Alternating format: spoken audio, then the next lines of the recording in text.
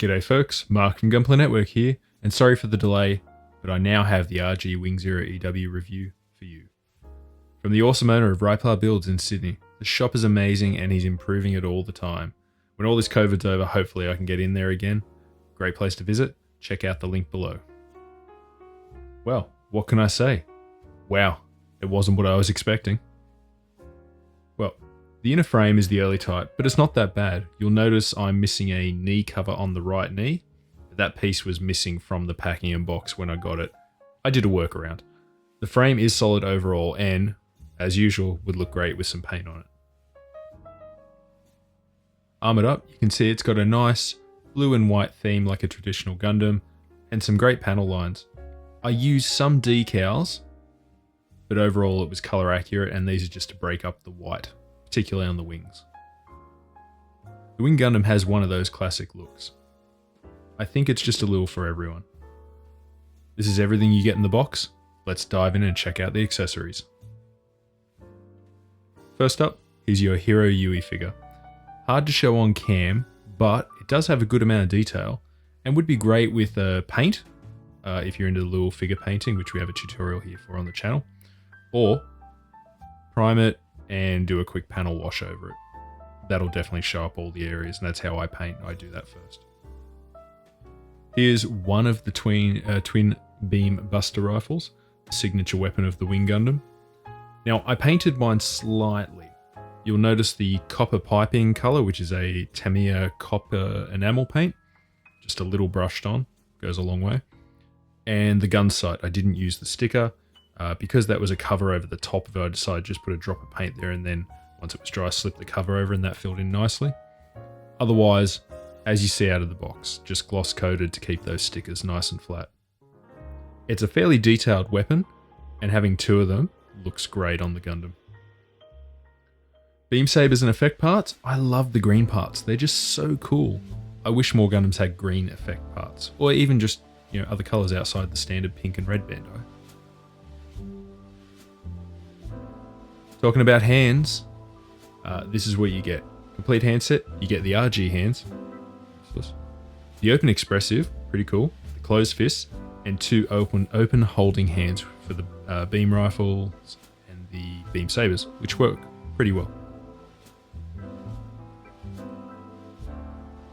The backpack and wing set. Now, initially I was not a fan, but the detail on this has won me over, and it's pretty articulated and solid. It's got me convinced. I don't even mind the bird look anymore.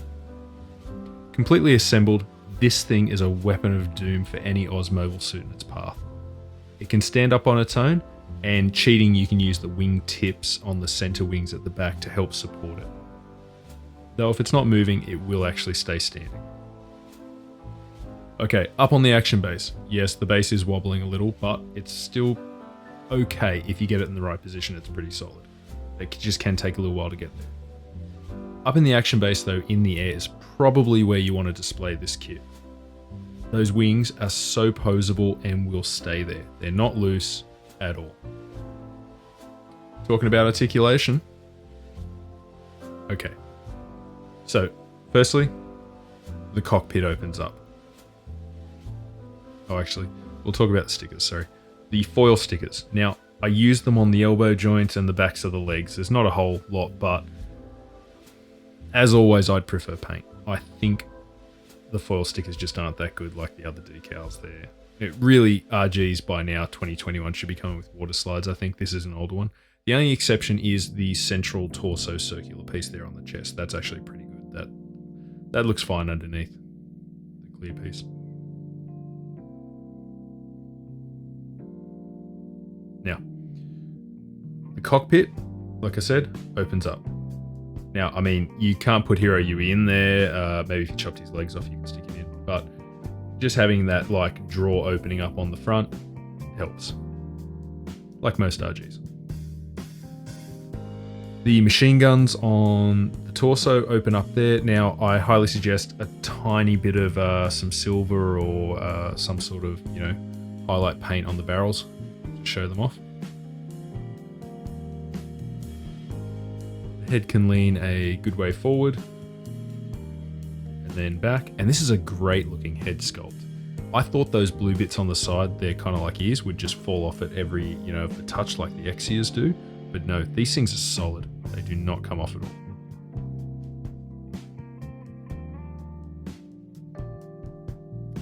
You can turn it, but you'll end up running into the machine guns with the back of the head or the chin eventually. So, you can still turn. Look, it's fine. Shoulders, I love that 3-layer build up on it, white, yellow, blue. They go up a good way. They're the old traditional U-shaped style ones. The arm goes up as far as the shoulder will allow it. It can pull forward, and that helps with getting the twin beam rifle pose out when you can do that with the arms. The arm will turn around, it's just on a peg joint as usual there. And you can get pretty much a full turn when the shoulder doesn't just pop off. That's what I mean. Then everything just falls over. Okay, so find that shoulder. Go. They're the traditional U-shaped ones. They just click over, and some are tight, some are not. These aren't too bad in the scheme of things. So overall, doesn't really, if you're not playing with it too much, won't affect you. Otherwise, maybe take them off and then put them back on when you're ready. Okay, so the arm, like we were saying, gets a good pose. Yep, good bend. Got some mechanical look on the frame on the inside, typical RG. Alright, and then the arms go up. Now, they've got pretty big forearms, obviously the blue there, that'll hinder things a bit. The torso waist articulation's not too bad, but you do hit those side skirts and front skirt top bits. The front skirts will go up. They're on that kind of like peg slammed together over the top, pinching over it. The side skirts don't open up or anything, but you can move them around a little. And the back skirt. And move that forward, there we go. Alright, we'll go up as well. Now, you'll see there's a slight difference in that you can't see the grey through the white armour on the side of the kneecap there, and that's because, like I said, mine was missing a piece. Only about the second time it's ever happened in kits I've had, and I've had a lot. I just used a bit of peg on the inside, like between the... You'll see if you ever build this kit, there's like a connector piece, like a peg, and a hook. I just hooked into it with that. The arm, it's got that standard sliding gimmick. The foot has got a great deal of separation in the armour there.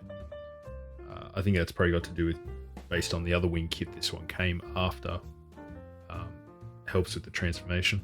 Now, the only difficulty I had with this, the sliding armor gimmick here, you have to be careful, is it doesn't actually want to slide closed. So, yeah, I don't know what was going on there, but you kind of have to maneuver or shimmy the armor back into place as you slide it versus it sliding on its own. I'm not sure, could just be my kit, but the sliding mechanisms seem a little stiff. It can go almost a parallel, not quite. And I'll show you what it looks like with the actual other arm there. So you can see the grey piece up underneath. I just put a piece of white pipe between for the peg to grab, the hook to grab onto on my other armor, and just super glued it in. Okie dokie. Now, that's the main kit. All right, we'll go to the backpack as a separate articulation point, and that just docks straight into the backpack there. It grabs.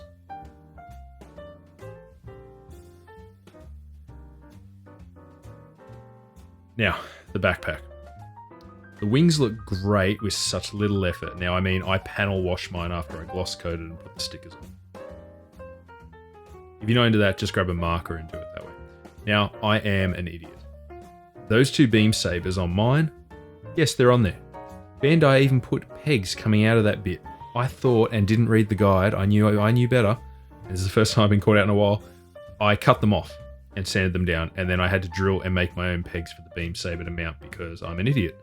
So please read the guide ahead and be careful as you're going.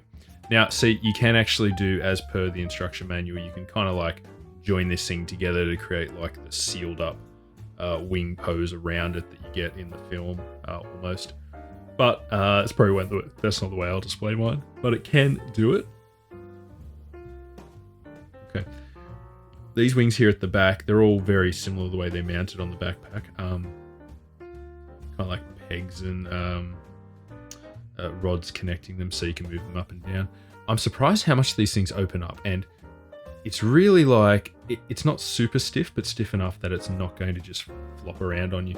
Mine's been sitting in the cabinet now for a couple of weeks and it hasn't moved. Even when I walk in and out of the room, it's just like no shaking. And there you go. How awesome does that look?